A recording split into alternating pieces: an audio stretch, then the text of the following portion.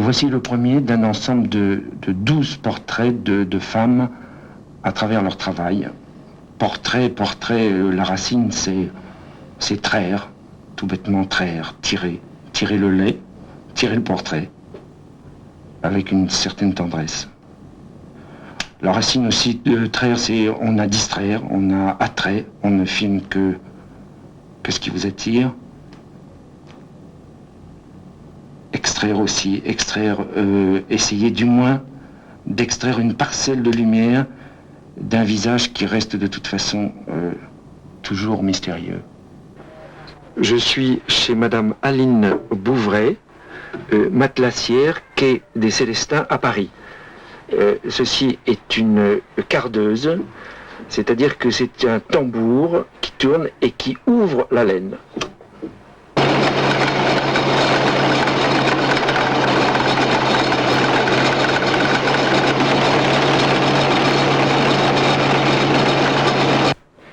Alors pour s'établir matelassière, il faut de la ficelle, ce qu'on appelle la ficelle. Elle est enduite de paraffine pour bien glisser. Il faut une aiguille, voilà, une aiguille. Et puis il faut aussi une paire de ciseaux. Voilà. Donc il ne faut pas des millions. Voici une photo de Madame Bouvray quand elle tenait un stand à Clignancourt. Cette photo a à peu près, m'a-t-elle dit, une quarantaine d'années. Ah oui, j'oubliais, il y a quand même une autre aiguille qui sert à faire les capitons, c'est-à-dire à traverser le matelas. Voilà. C'est tout. Ce sont les mains de Madame Bouvray, et les mains de Madame Bouvray travaillent depuis l'âge de 13 ans. Donc, la déformation du doigt, des deux doigts là, tiennent à quoi? Pour tenir mon tissu d'une main et de l'autre, je tire l'aiguille. Et comment se fait-il aussi que le médium, le doigt du milieu, est aussi déformé? C'est par mon dé. Ah, c'est par le dé. Oui. Et de l'autre côté, il n'est pas déformé. Il n'est pas déformé de l'autre côté. Et vous pouvez dans l'autre sens, les montrer dans l'autre sens. Voilà. Et ça vous fait souffrir? La déformation vous fait souffrir? Non, je n'en souffre pas. Voilà, vous pouvez les reposer à plat maintenant. Voilà. Tu peux fondre.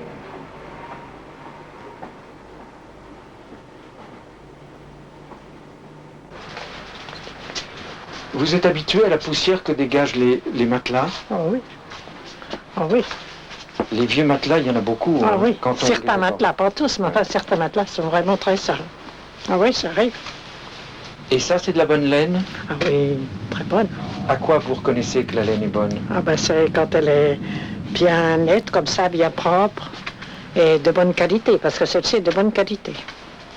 Et c'est le travail le plus délicat, je crois, de la matelasserie, c'est de répartir. Très bien placer la laine partout, pareil, autant que possible.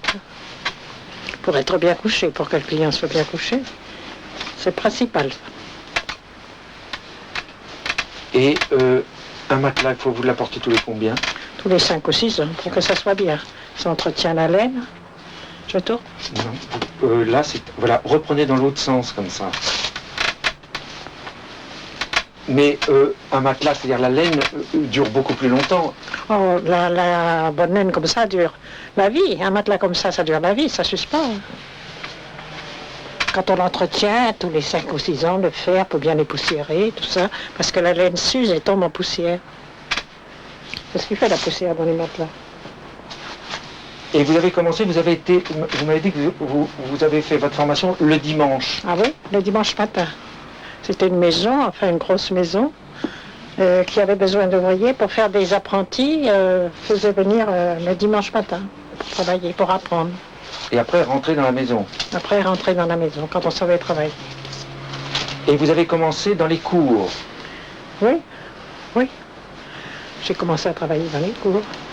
Et comme je travaillais en atelier, j'y allais le dimanche matin, vous voyez, travailler dans les cours. Et vous aviez une petite cardeuse. Une petite cardeuse balancette qu'on déplace, vous voyez, Ouais. auquel on met des euros pour se déplacer. Et vous faisiez combien de matelas par jour? En deux grands matelas. Deux matelas de 140. Et vous les montiez, vous pouvez nous montrer le matelas que vous montiez à cette époque-là? Oui, c'est ça. Ouais. Celui-ci, là. Et comment? Vous le rouliez pour le monter? Ah non, tout droit, je le mettais bien sur mon épaule. Et vous pouviez monter plusieurs étages comme ça? 6 étages, il m'est arrivé souvent de monter 6 étages. Et vous les descendiez comment? Alors pour les descendre, quand ils sont pas faits, Oui. on peut les rouler. Et les Oui. attacher, c'est plus facile. Et avant de vous installer, vous avez fait longtemps les cours avant de vous installer? Ah oui, ah oui. Vous vous souvenez de... Puis je travaillais en atelier, puis dans les cours, vous voyez. À ce Ah, vous moment-là, faisiez les deux. je faisais les deux. Et vous vous êtes installé au bout de... À votre compte, au bout de combien de temps? Oh, au bout de 3 ans, 3 ans. Au bout de 3 ans, oui. Je me suis installé à mon compte.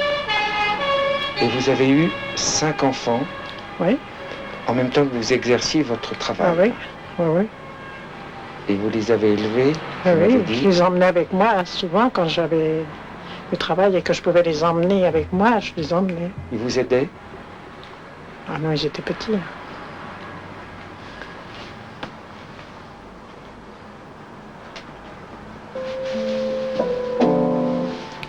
C'est Vous fini. me regardez, vous pouvez regarder simplement l'appareil, madame.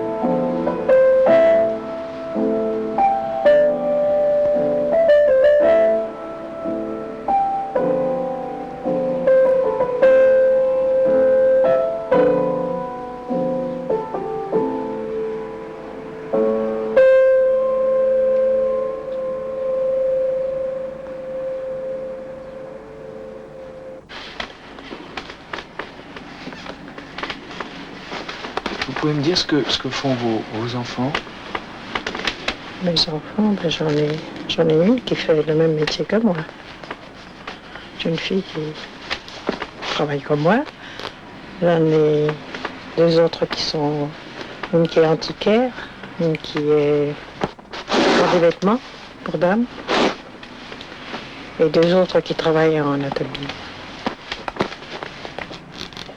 Vous avez combien de petits-enfants? Ah oui, écoutez, 6. Et quel métier exerçait votre mari? Je n'ai pas de métier. Je peux pas dire je mens pas. Hein. Il n'avait pas de métier. Il n'avait pas de métier et vous avez quand même élevé vos 5 enfants Seul seul et sans sécurité sociale. Sans sécurité sociale, ni allocation familiale. À ce temps-là, il n'y en avait pas. Et quand il y avait des maladies?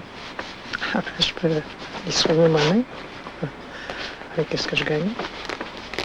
Et s'il y avait une opération? Je n'ai pas eu. C'est Je n'ai la pas eu. Ils sont en bonne santé.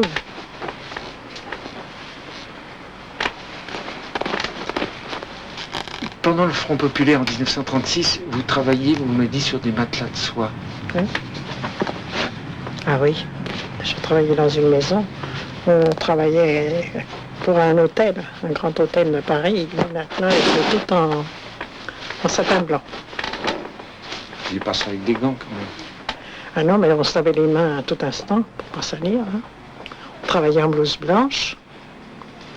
Le parterre était ciré. Ah oui. C'est la seule maison où j'ai fait du si beau travail.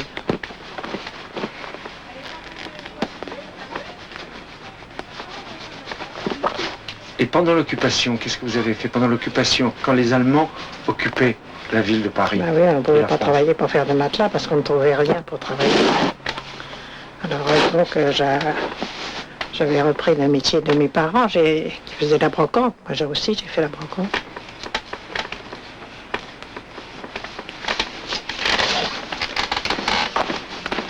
Vous savez, j'ai eu envie de vous filmer il y a 5 ans. Ah bon? Comme les gens que je vois s'arrêter, là, qui vous regardent travailler. Ah oui? Je suis passé un jour. Ah bon? C'était le soir, éclairé par vos 4 néons. Oui. Et je vous ai vu travailler. Ah oui? Et ça m'a, je dis carrément, ça m'a ému. Et je me suis dit, tiens, un jour, j'aimerais filmer cette dame. Oui.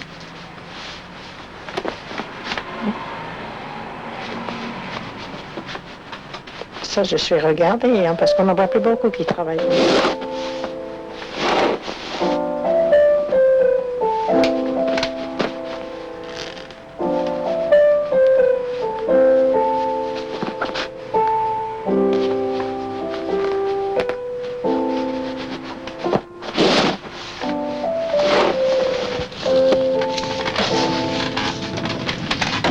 Le matelas qui est derrière vous, Comment? le matelas qui est derrière vous, la personne n'est pas venue le chercher. Non. Et elle n'avait pas versé d'art. Non. Donc, vous pouvez le garder pendant combien de temps? 1 an. Et après, il est à vous. Après, il est à moi. Ça vous arrive souvent? Quelquefois. Ça m'arrive. Et ça coûte combien de refaire un matelas comme ça? C'est-à-dire, vous demandez combien pour faire un matelas comme ça? Vous pouvez le dire ou vous voulez pas le dire? Ça m'ennuie un peu. Bon, alors, on ne le dit pas.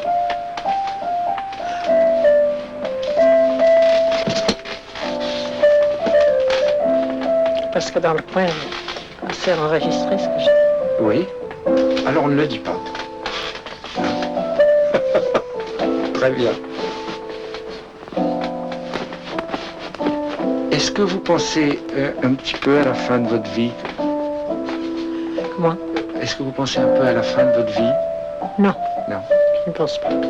C'est-à-dire que la question de la retraite, c'est pas un problème pour vous? Non, je pense pas. Non. Et Tant que je peux travailler, je travaille. Tant que j'ai la force de travailler, je travaille. Ah oui.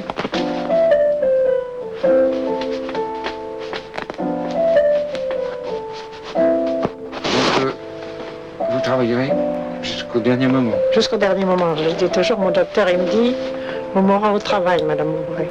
Et je le crois. Parce que c'est ma vie.